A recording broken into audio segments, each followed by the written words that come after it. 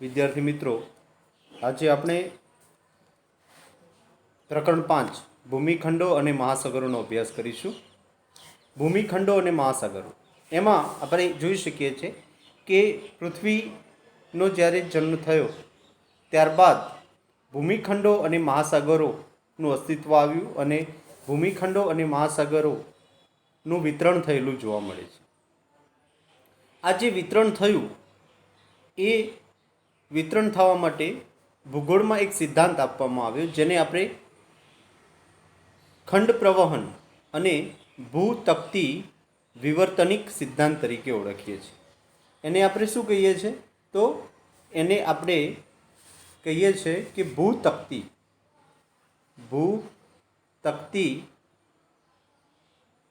અને વિવર્તનિક સિદ્ધાંત તરીકે એને ઓળખવામાં આવે છે. ભૂતકતી અને વિવર્તનિક સિદ્ધાંત તરીકે એને આપણે ઓળખીએ છીએ. હવે આ જે ભૂતકતી અને વિવર્તનિક સિદ્ધાંત છે, જેને ઇંગ્લિશમાં પ્લેટ ટેક્ટોનિક થિયરી તરીકે ઓળખવામાં આવે છે, જેને આપણે પ્લેટ ટેક્ટોનિક થિયરી તરીકે ઓળખીએ છીએ. હવે આ શું છે પ્લેટ ટેક્ટોનિક થિયરી? તો પ્લેટ ટેક્ટોનિક થિયરી એક એવી થિયરી છે કે પૃથ્વીનો જે જન્મ થયો એ જન્મના સંદર્ભમાં કેવી રીતે મહાસાગરો બન્યા, કેવી રીતે જમીનખંડો બન્યા, અને મહાસાગરો અને જમીનખંડ, જે મહાસાગર છે અને જમીનખંડો, આ ઉપર કેવી રીતે એને પેટા વિભાગો બન્યા, એટલે કેવી રીતે પર્વતો, ઉચ્ચ પ્રદેશો, પહાડી પ્રદેશોની રચના થઈ. એવી જ રીતે આપણે જોઈએ તો મહાસાગરોમાં પણ જે સમુદ્રના કિનારે તમે જોઈ શકો છો કે સમુદ્રના કિનારે પણ કેવી રીતે સમુદ્ર ખાઈનું નિર્માણ થયું, સમુદ્રના જુદા જુદા ભૂમિ સ્વરૂપોની રચના થઈ, એની વાત કરવામાં આવે છે. હવે આ બધી વાતોમાં આપણે એ જોવાનું કે આ બધી જ અસ્તિત્વમાં આવેલી જે રચનાઓ છે એ રચનાઓમાં ભૂમિખંડો અને મહાસાગરોમાં પૃથ્વી સપાટીના જે આ ભૂમિ સ્વરૂપોની રચના થઈ એને આપણે બે ભાગમાં વિભાજિત કરીએ છીએ. પહેલું છે પ્રથમ શ્રેણીના અને બીજું છે દ્વિતીય શ્રેણીના. પ્રથમ શ્રેણીના અને દ્વિતીય શ્રેણીના એમ બે ભાગમાં આપણે એને વિભાજિત કરતા હોઈએ છીએ. પ્રથમ શ્રેણીના જે ભૂમિ સ્વરૂપો છે, દ્વિતીય શ્રેણીના જે ભૂમિ સ્વરૂપો છે, અને ત્રીજું તૃતીય શ્રેણીના ભૂમિ સ્વરૂપો છે. એમ ત્રણ ભાગ પડે છે: પ્રથમ શ્રેણીના, દ્વિતીય શ્રેણીના અને તૃતીય શ્રેણીના. હવે આ કાળક્રમે આપણે જોવા જઈએ તો પ્રથમ શ્રેણીના જે ભૂમિ સ્વરૂપો છે એ પ્રથમ શ્રેણીના ભૂમિ સ્વરૂપોમાં આપણે આગળના વિડીયોમાં વાત કરી હતી તે પ્રમાણે જે પાયાના મહાસાગરો અને જમીનખંડોની રચના થઈ. દ્વિતીય શ્રેણીમાં જમીનખંડો અને મહાસાગરોમાં કાળક્રમે નદી, હિમનદી, બીજા ભૂમિ સ્વરૂપોની રચના થઈ. અને તૃતીય શ્રેણીના ભૂમિ સ્વરૂપોમાં એનાથી આગળ જે ભૂમિ સ્વરૂપો છે એની રચના થયેલી જોવા મળે છે. એની વાત આપણે આગળ કરી. આજે આપણે જે વાત કરવાના છીએ તે છે ખંડ પ્રવહનનો સિદ્ધાંત. આ જે ખંડ પ્રવહનનો સિદ્ધાંત છે એને આપણને વેગનર નામના એક વિદ્વાને આપેલો જોવા મળે છે. વેગનરે આ ખંડ પ્રવહનનો સિદ્ધાંત આપ્યો છે. અને આ જે વેગનર હતા એમને 1906માં જર્મન ભાષામાં આ સિદ્ધાંત આપ્યો હતો. જર્મન ભાષામાં આ સિદ્ધાંત આપેલો હતો. આ જે સિદ્ધાંત હતો એ સિદ્ધાંતનું ટ્રાન્સલેશન અંગ્રેજી ભાષામાં 1912માં થયેલું છે. એટલે એ આપણે જોઈ શકીએ છીએ કે 1912માં આ જે ખંડ પ્રવહનનો સિદ્ધાંત છે એ ખંડ પ્રવહનનો સિદ્ધાંત અંગ્રેજીમાં એનું ટ્રાન્સલેશન થવાથી એ સમગ્ર યુરોપ અને દુનિયા સમક્ષ આવેલો જોવા મળે છે. હવે વેગનર આ ખંડ પ્રવહનના સિદ્ધાંતમાં શું કહે છે? એવું કહે છે કે 20 કરોડ વર્ષ પૂર્વ, એટલે કે આજથી 20 કરોડ વર્ષ પહેલાં તમે જાઓ તો જે વર્તમાન ભૂમિખંડો છે એ વર્તમાન ભૂમિખંડો એ એકબીજા સાથે જોડાયેલા હતા અને એક જ ભૂમિખંડ હતો જેને આપણે આદિખંડ અથવા તો જર્મન ભાષામાં તેને આપણે પેન્જિયા તરીકે ઓળખતા હતા, કે પેન્જિયા નામનો એક આદિખંડ હતો, જે તમે આકૃતિમાં અહીંયા જોઈ શકો છો કે પેન્જિયા નામનો એક આદિખંડ હતો. આ જે પેન્જિયા હતો એ પેન્જિયા, જેને આપણે પેન્જિયા કહીએ છીએ, પેન્જિયા એ જર્મન ભાષાનો શબ્દ છે, તમને એક્ઝામમાં પૂછાય તો યાદ રાખવાનું છે. પેન્જિયા એ જર્મન ભાષાનો શબ્દ છે. અને અહીંયા તમે જોઈ શકો છો કે બધા જ જે ખંડ છે એ આકૃતિમાં એકબીજા સાથે જોડાયેલા છે. અહીંયા દક્ષિણ અમેરિકા છે, આ ઉત્તર અમેરિકા છે. ઓકે, અને એવી જ રીતે તમે અહીંયા જોઈ શકો છો કે અહીંયા ઉપરનો જે ભાગ છે એ ઉપરના ભાગમાં અહીંયા તમને યુરોપ આપેલો જોવા મળે છે. યુરોપ ખંડ, આ એરિયામાં તમે જોશો તો અહીંયા યુરોપ ખંડ આવેલો છે, નીચે એશિયા આવેલો છે, અહીંયા આ જે ભાગ છે એ ઓસ્ટ્રેલિયાનો ભાગ છે. આ રીતે એક જ ભૂમિખંડ હતો. પણ કાળક્રમે શું થયું કે આ જે ભૂમિખંડ છે એ ભૂમિખંડના આંતરિક બળોના કારણે પૃથ્વીના બે ભાગ પડ્યા, અને જે પેન્જિયા છે એ પેન્જિયાના બે ભાગ પડી ગયા. અને જે બે ભાગ પડ્યા એને એક તો આપણે ઉત્તર તરફનો ભાગ અને દક્ષિણ તરફનો ભાગ એવા બે ભાગ પાડતા હોઈએ છીએ.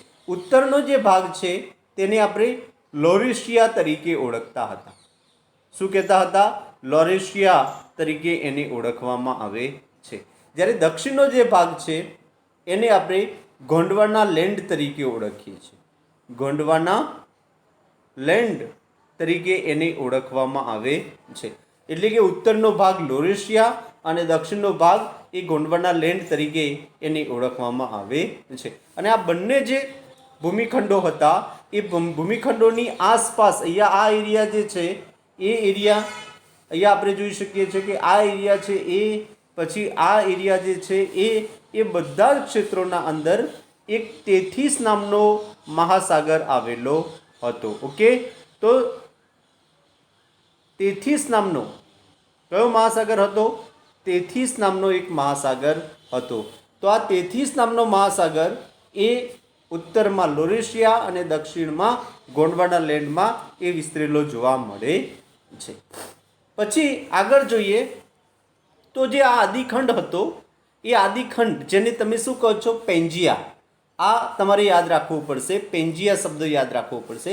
એ એક્ઝામના પૂછાશે કે પેન્જિયા શબ્દ છે એ કઈ ભાષાનો શબ્દ છે.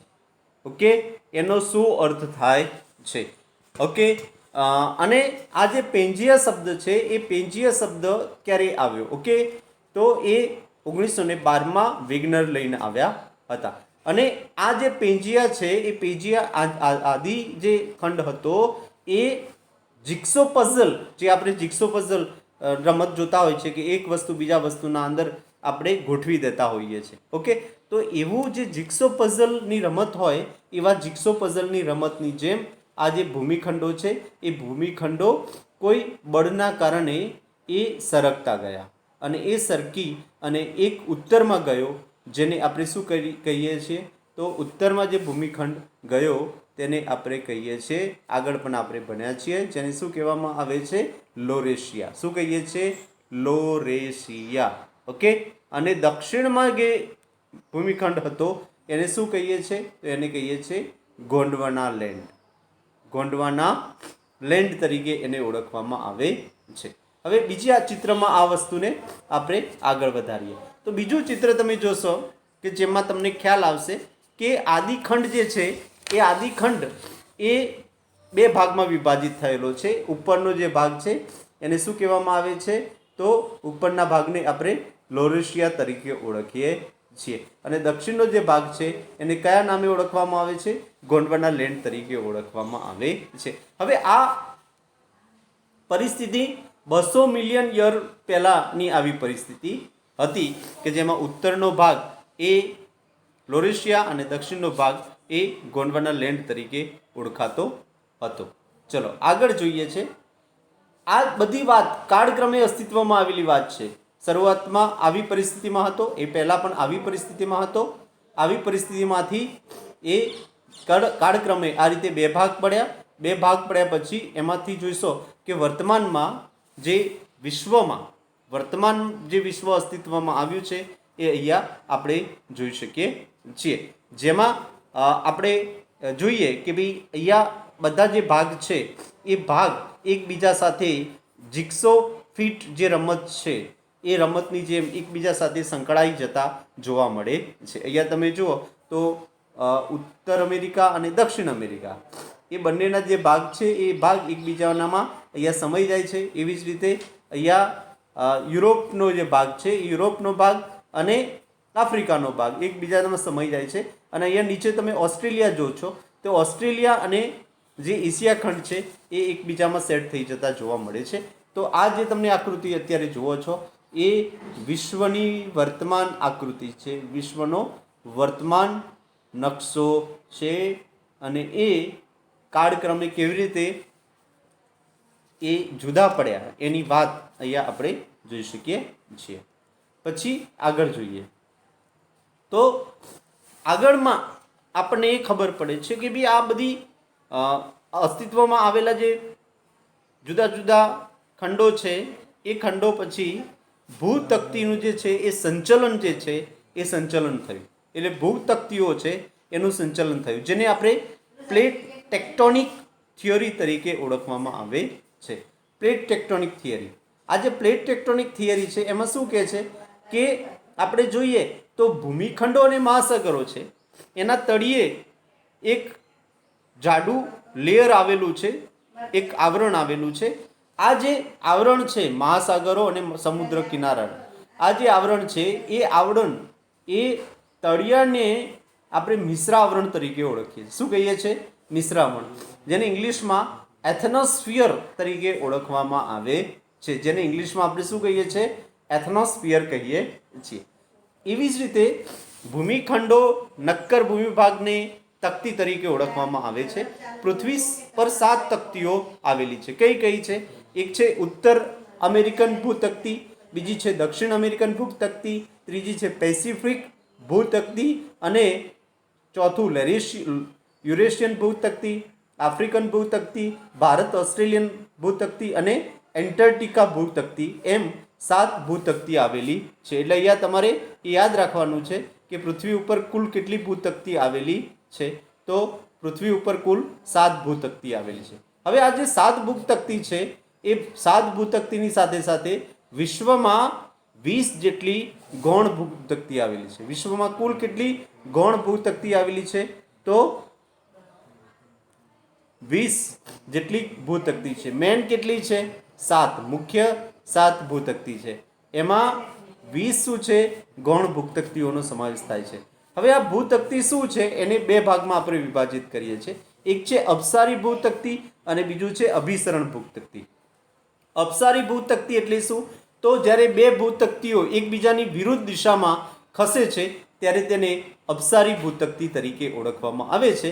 અને અભિસરણ ભૂતકતી એટલે એકબીજા તરફ આગળ વધે છે તેને આપણે અભિસરણ ભૂતકતી તરીકે ઓળખીએ છીએ. આપણે અહીંયા એક સમજી લઈએ કે એક પ્લેટ આ રીતે હોય અને બીજી પ્લેટ આ રીતે હોય.